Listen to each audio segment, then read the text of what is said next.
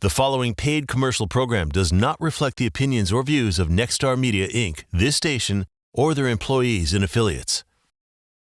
From the bayous to the big parades, join us as we celebrate the heart of Louisiana's greatest tradition, Allons Mardi Gras. Here's Louisiana's Lieutenant Governor Billy Nungesser. Hello, everyone. I'm Louisiana's Lieutenant Governor Billy Nungesser, and I want to welcome you to this special celebration of one of Louisiana's most delicious traditions, the Great King Cake Taste-Off. Here in Louisiana, Mardi Gras isn't just a season, it's a feeling. It's the sound of the brass bands rolling down the streets, the sparkle of the purple, green, and gold, the promise of good food shaped with great people, and at the center of it all, the king cake, a simple pastry that brings family, friends, and visitors together for a taste of something truly unique to our state. You're about to get a glimpse into the history, creativity, and the fun that makes Louisiana Mardi Gras one of the greatest celebrations of the world. From the bakeries that wake up before dawn to create these sweet traditions, to the communities that keep the spirit alive year after year, Louisiana culture is like no other. We invite you to discover it. Come experience our parades, our music, our food, and our people. Because no matter where you're watching from across the country, there's always a place for you in Louisiana. Thank you for joining us for the Great King Cake Taste-Off. And from all of us here in Louisiana, happy Mardi Gras. Hello and welcome. I'm your host, Taylor Trichet. Thank you so much for joining us today. The Mardi Gras season is near and dear to our hearts here in Louisiana. And one of our favorite traditions is trying as many king cakes as you can to find your favorite. So whether you like the sprinkles, the drizzle of the icing, or those iconic purple, green, and gold sugar on top, we take our king cakes very seriously here. So seriously that we patiently wait until 12th night to take a bite. And while they are delicious, there is a lot of history behind those round pastries. Joining us now at the gorgeous Mardi Gras exhibit at Vermilionville, we have Brady McKellar, Managing Director here. You are a wealth of knowledge. You're knower of all things history, particularly the history of the king cake. Sure. Well, it's a very important cake, and it's a very important part of the way that we celebrate Carnival here in Louisiana. This cake actually goes back hundreds and hundreds of years. Back in medieval times, as they were celebrating 12th night, which is also Epiphany, and also King's Night, because it recognizes and observes when the Magi first came to visit Jesus in the manger. Okay. And so on that night, King's Night, the host would bake this large, round, circular cake, and they would put a bean in it. And then as they would serve the cake to their friends, whoever bit into that bean was now officially the king for that night. Which I feel like you would want the bean at that point. Yes, you do. Well, you do have to buy some drinks, but then you also are in charge. Okay. And you take your friends out, and now you're doing parades in the streets and going house to house. And this would eventually build into Mardi Gras as we celebrate it here. And so this is a tradition that continued on, and even as early as 1647, we have written documentation of a mandate for this cake to be delivered with a bean put into it on Epiphany at this location. I believe it was in Port Royal, but it was somewhere in the Caribbean. And so this has been going on for hundreds and hundreds of years, especially right down here, in the Southeast. But then by the time we get to about 1870s New Orleans, which we love sugar in New Orleans. Oh yeah, we do. The cake really kind of changed into being this very kind of standard idea of this sort of twisted cinnamon brioche that we loop around. And that's also where we get handfuls of sprinkles and sugar glaze and drizzles in that purple, green, and gold, which are the true colors. It's the best colors for Mardi Gras, the best honestly. Colors. And that's also around the time that instead of using a bean, we actually start using a plastic baby. Which is more realistic in the sense that, like, you found the baby Jesus. Yes, that's what the story. I bet you found it late because you should have found it. Yeah, well, and is true. That's true too. In the original use of the king cake, it was only for Feast of Epiphany. It was just for 12th night. You had your one, and you were king, and now that's over. But it's not like now where we are running out to the store. To try as many king cakes as we can. Well, there's so many different ones. Yeah. There's so many great makers that you can't just do one a year. And so if you find the baby, it becomes your responsibility to buy the next one for your house or your office or wherever you're going. Now it's funny to see how that tradition has changed. Or if you get the bean, you get to be king, and you're excited about it. Now if you get the baby, some people, I've seen people stick the baby back in the king cake so they don't have to buy the king cake. That makes it rain on Mardi Gras Day. I know. So if you get the baby in your king cake, you are obligated to get the next king cake for your group. You'll be a hit. That's right. Brady, thank you so much for your knowledge. This was just fascinating. Oh, always glad. Still to come on Allons Mardi Gras, we're going to give you a deep dive on the history of Mardi Gras. In my Louisiana, there are endless ways to do Mardi Gras. It's more than a carnival. It's a quest. It's a statewide treasure map with an itinerary of local legends. We stay for seconds and travel by second line. We float, we fest, we make it our own. Parade your way across the state and find your Mardi Gras. When you find your Louisiana, you feed your soul. Hey guys, it's Natalie Noel with Noel Spirits. I'm the co-founder and CEO. We're a family-owned brand built on the passion for crafting exceptional spirits that bring people together. Inspired by the rich culture of Louisiana, we created a lineup that's bold, it's smooth, and truly unforgettable. At Noel Spirits, we believe that great spirits bring great people together. Be a part of our journey by asking for us in your local bar or restaurant.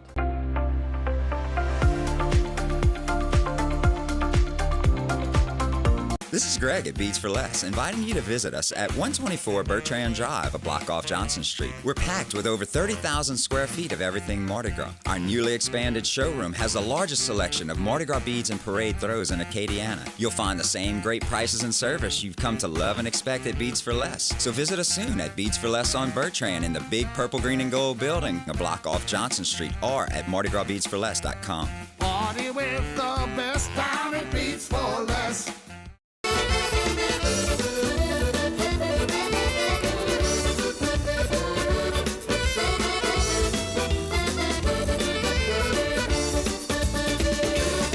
If you feel good, baby, put your hands in the air. If you're having fun, scream it like you just don't care. Yeah, yeah. Good time, having fun.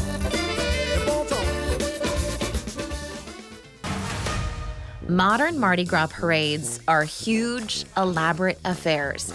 Revelers yelling for beads and unique throws. In the early 1800s, Mardi Gras was a little simpler. Often people walked or were on horseback, but they still had the Mardi Gras flair we know and love. We're at Vermilionville in Lafayette, Louisiana, and we can't have the history of our king cakes and all of that without the history of our Mardi Gras. Now, this is Brady. He's here at Vermilionville. You guys have a gorgeous Mardi Gras exhibit. Beautiful gowns are on display from kind of all over. You guys really hone in on the different aspects of Mardi Gras from across the state. Sure. Well, you know, Mardi Gras is an experience that's kind of unique in the way that we celebrate it here in Louisiana or Mississippi. But here in Acadiana, it's even more interesting because we have not one, not two, but actually 3 different specific Mardi Gras traditions. Yeah. Now, Mardi Gras as a celebration goes back hundreds and hundreds of years into the 400, 500, 600 period. But at that point, 12th night, which is where we get king cakes, was actually a much bigger event. But then they started to sort of move it and move it and move it to the day before Lent began. And it had a number of different names, but as it got shifted, France brought their parties with them. And so it sort of became this big party event. And then as France began to colonize or go to other places, they took this custom with them. And so Mardi Gras spread far and wide. Yeah. But then you get to places like in Nova Scotia, where France dropped off some people, and they built their own version of Mardi Gras, where it's much more rural and it's much more the small community together on horseback, and they have these men with their masks and their tall capuchons, and they ride around and they sing songs and they beg for the ingredients to make gumbo. At the end, there's a big chicken chase, which is wild to see if you haven't. Yes. And so, but then they gather up all of this and they make a big celebration gumbo that they share with the whole community as part of that Mardi Gras tradition. But then here in Lafayette, just like in New Orleans, we have a very strong African-American Indian Mardi Gras tradition as well. In the late 1800s, there began this push for the African Americans to want to find a way to celebrate Mardi Gras in a way that they could or they were allowed, but you couldn't have parades and you couldn't do certain things, you couldn't go to certain places. And so they began to craft these very intricate and wonderful costumes based on the indigenous traditions. And so they would get all gathered up in bright face and small masks and feathers and just sparkles, and they would not have parades, but they would have duels as they would cross through a neighborhood and they would come up to another tribe or a crew. You know, they would have these sort of fashion offs or these call and response chant songs to see who was the biggest and the brightest and the boldest performing tribe, and that was who the winner would be that year. And it's just an example of when you have so many different people that are all coming into a same place, there's very, very unique and very cool interpretations of that similar idea of like, here's this one idea of Mardi Gras, but here's three very different ways to celebrate it. It's all part of the magic of Mardi Gras. We want you to come out here and experience it for yourself. Brady, thank you so much for that history lesson. Up next, the history of one of the oldest crews in Louisiana, Rex. Plus, we're going to check in with the Louisiana Lieutenant Governor on how his family has a unique tradition. In my Louisiana, there are endless ways to do Mardi Gras. It's more than a carnival, it's a quest. It's a statewide treasure map with an itinerary of local legends. We stay for seconds and travel by second line. We float, we fest, we make it our own. Parade your way across the state and find your Mardi Gras.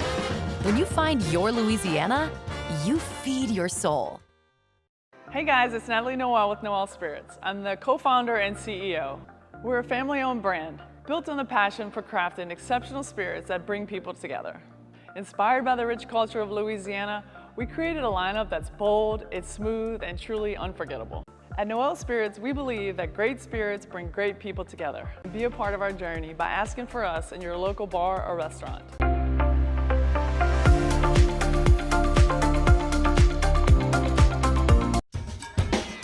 In my Louisiana, there are endless ways to do Mardi Gras. It's more than a carnival, it's a quest. It's a statewide treasure map with an itinerary of local legends. We stay for seconds and travel by second line. We float, we fest, we make it our own. Parade your way across the state and find your Mardi Gras. When you find your Louisiana, you feed your soul. The celebration of Mardi Gras would not be what it is without our Mardi Gras crews. You'll find Mardi Gras crews all throughout Louisiana, but New Orleans has some of the oldest crews in the state. They started as a secret society. On behalf of Rex, the King of Carnival, hail New Orleans and happy Mardi Gras. Eventually creating Mardi Gras balls, introducing royalty, and debuting the signature purple, green, and gold colors for the season. Let's take a look at one of the oldest Mardi Gras crews. The crew of Rex debuted during a time of turmoil and helped shape Mardi Gras into what you see today. Christopher Leach has the history from New Orleans. By the end of the Civil War, New Orleans finds itself in post-slavery society, with its economy in ruin. But some of the old traditions persist onward. We're in the period of Reconstruction, so there is some political friction, particularly felt here in the South. Despite the turmoil, Mardi Gras exists, but not as it's known today. The celebrations were largely chaotic, unorganized, and for some people, disruptive. As Mardi Gras is reborn on February 13, 1872, Rex parades for the first time as part of a simple but structured city celebration. During that year, a visiting tourist writes to his wife in a letter saying that despite the city's issues, he was impressed by the magnitude of spectacle he was to behold.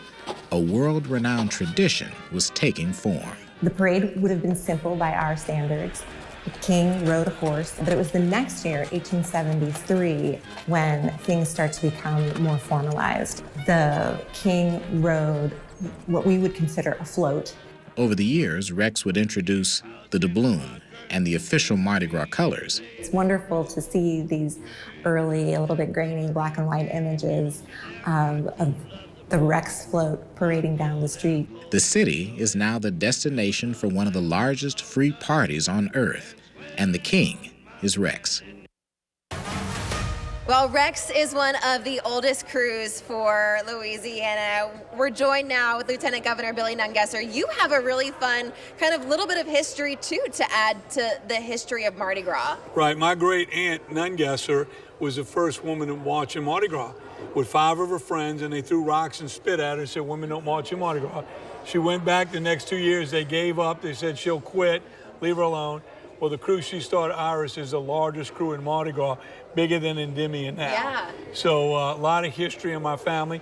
We have a whole display of women in Mardi Gras at the Cabildo in New Orleans right now with her gown and many of the other women that were instrumental in getting women in Mardi Gras, which is now the best parades. I hate to say it, but the women really lead it across Louisiana in the unique throws and things that they create to throw. So it really has changed Mardi Gras, the face of Mardi Gras. Do you think your aunt realized at the time what she was doing when she created this crew? I don't think she had any idea. I think she just thought it was too much fun for just men to enjoy. And she took her friends and went to the streets to parade, and the rest is history.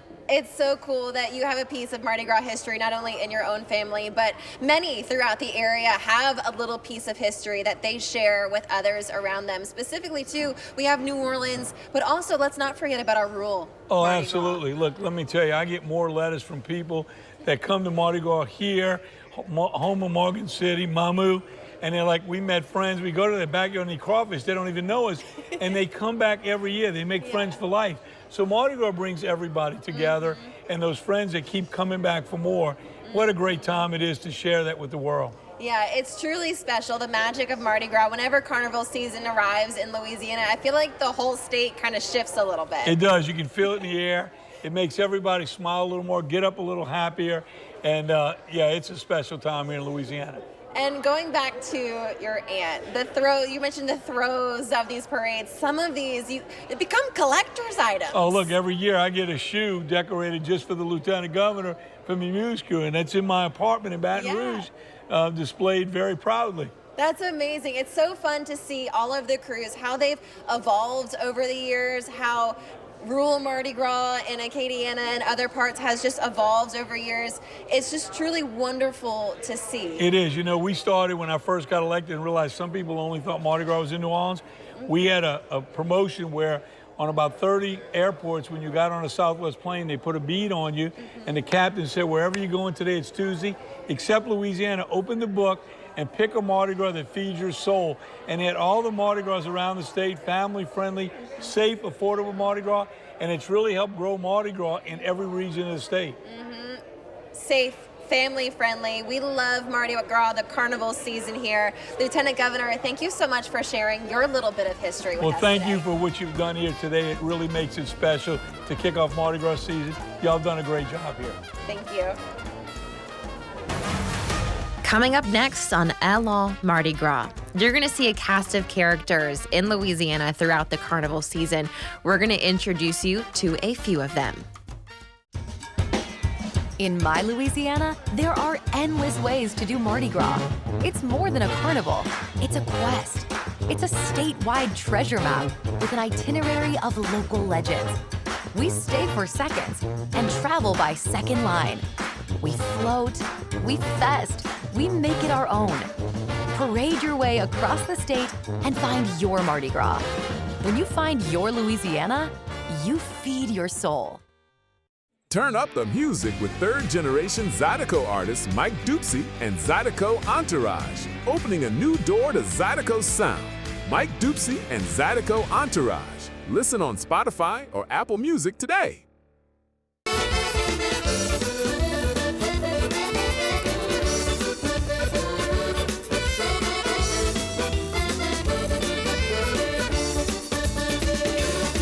If you feel good, baby, put your hands in the air.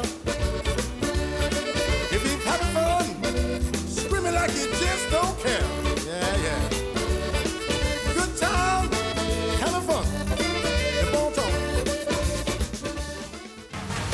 Carnival season is a magical time throughout Louisiana, but deep in Cajun country, just outside of Lafayette, Louisiana, is a Mardi Gras tradition like no other.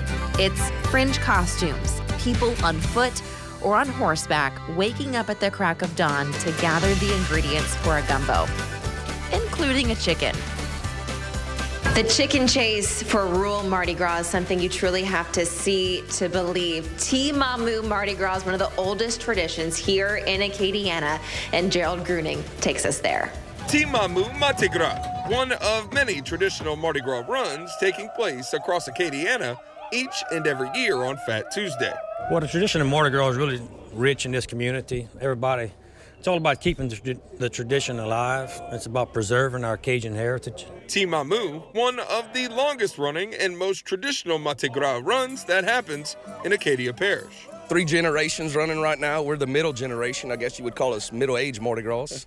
There's some to the right there. They're the young ones. And godchildren, everybody together chasing chickens and enjoying the culture that we have. Mardi Gras make their way through the Cajun prairie chasing chickens, dancing, begging, and collecting ingredients for a community gumbo. It's a struggle to find stops.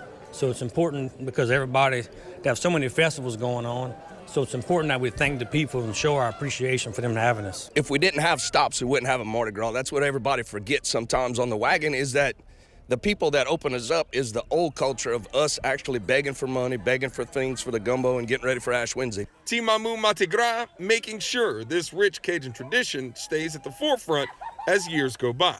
How much pride do you take in the fact that y'all do it right? Well, we've been doing it for 25 years, me and the guy on the other side of the camera over there, so that should tell us we keep coming back every year, and that tradition is what keeps us on the wagon. I'm joined now with Lainey. And Lainey, you actually grew up with the Cajun Mardi Gras. Yeah, I grew up in Eunice. And okay, what is your favorite memory of that? Okay, I think there's no one distinct memory. It's honestly every year, because I grew up in the middle of the crawfish fields, right where they would stop for their lunch break. The Mardi Gras would stop on their trailers, off of their horses, on foot in the crawfish fields, eat their link of boudin. And when I was little, my parents would set up a trailer on our gravel road, and all of my cousins, we'd sit in it, watch them, and watch the parade start back up. Well, not really the parade in Eunice, it's the run. Yeah, that is such a fun memory to have, and I'm sure that just made your Mardi Gras season better each and every year. Now, I understand the costumes that they wear. Those are handmade. Yeah, well, you want to wear a costume and not our cute Mardi Gras stuff if you're going to be jumping in the crawfish ponds, right? But yeah, that is something we didn't start, not Eunice, not Mamu. It's something that dates all the way back to our ancestors. They would do a Mardi Gras run, and they would go door to door begging for money or food for their feast at the end of the day. A tradition that dates back to when the Acadians arrived in Louisiana. They would disguise themselves so nobody would know who they were, as they were asking for money and drinking and cutting up and having a good time. And the tradition of these handmade costumes continues. The traditional costumes, or whatever you have. They would make their costumes with sacks, burlap, cotton. Kendi DeVilliers has made costumes for her community for decades using scraps just like her ancestors did. These are leftovers from costumes that I've made already, most of them. So I just, instead of throwing them away, we make a scrap costume, so that's what this is. This tall cone hat is also part of the costume. The hat is called the capuchon. The Acadians wore it to mock French royalty. They would make their mask to cover their face. And so then they would go and have a party at the end of the day, and they could just act how they want without anyone knowing who they were. These are the screen masks that we cut out and painted. And then we added on this one is some deer hide. We put gumballs for the eyes, and this is the dried up avocado for the nose. This one has a pine cone for his nose. He has a wig for his beard, and this is some hog teeth that we used. The Career de Mardi Gras continues the traditional costumes, and Cajun country continues to let the good times roll. You gotta just go ahead and just let it roll. I love learning about the history of these costumes. They're so fun. Do you have one? I do, and it's all pink and girly, and it has the Mardi Gras mask all over it, the pink polka dot fringe. Oh, that's so you. Not really like this, historically accurate, but it's all more girly modern and cute. Yeah. More modern. I love that. Lainey, thank you so much for sharing that with us. Of course. Look at my sparkle.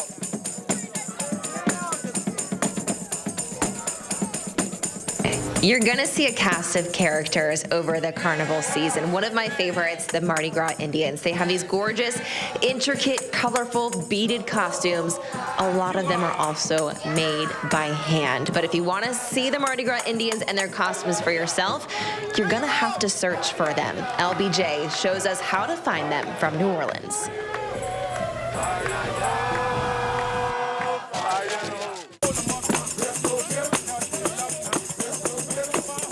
Fans of black masking run across our culture during the course of Mardi Gras Day. But to really immerse yourself, you have to be deliberate, and you better wake up early. Our day starts before the sun comes up with the centuries-old tradition of the Northside Skull and Bones Gang. First to wake up the city on Carnival Day with a warning that you could be next. From there, it's on to chase the Mardi Gras Indians. Chase is the operative term here because unlike Mardi Gras parades, there is no route published in the media. To be fair, there is no one neighborhood where the Indians roam, but every neighborhood in the city has its share of feathers and tradition.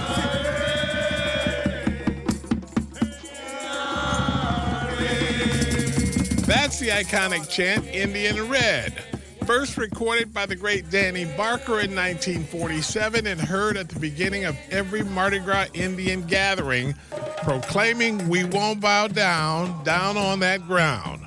From there, the chants pick up and the Indians make their way across the city, meeting other tribes throughout the day and most often making their way to Claiborne Avenue in Treme. From uptown to the West Bank to down in the Lower Nine, the Indians are on the street on Mardi Gras Day with the goal of representing their tribes and proclaiming who's the prettiest. Thank you guys so much for joining us for this special presentation of our culture during the carnival season. We hope that this encourages you to visit Louisiana, not just in New Orleans, but all across the state. Acadiana, our other parishes, there's a lot of rich history and tradition here that we want you to experience. So come experience the magic of the carnival season. I'm your host, Taylor Trichet, and as they say, laissez le bon temps rouler.